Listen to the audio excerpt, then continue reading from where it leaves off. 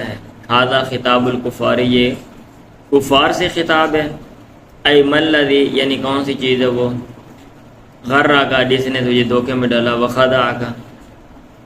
اس کا معنی بھی دھوکے میں ڈالنا ہی ہوتا ہے۔ حتی کفرت بربک الکریم، یہاں تک کہ تو نے اپنے عزت والے رب کا انکار کر دیا، کفر کر دیا۔ الذی تفضل علیک، جس نے تجھ پر احسان کیا، فی الدنیا، دنیا میں، بکمال خلقی کا، تیرے تخلیق کو مکمل کرنے کے ذریعے، وہ حواسی کا، تیرے حواس محسوس کرنے کے ذرائع کو مکمل کرنے کے ذریعے، وجعلک عاقلا فاہما، تجھے عقل والا سمجھ والا بنایا اس نے، ورزقک، اور اس نے تجھے رزق دیا، وانعم علیک بنعمت التي لا تقدر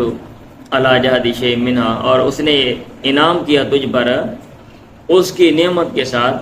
یا بنعم ہی ہونا چاہیے، اپنی نعمتوں کے ساتھ، التي لا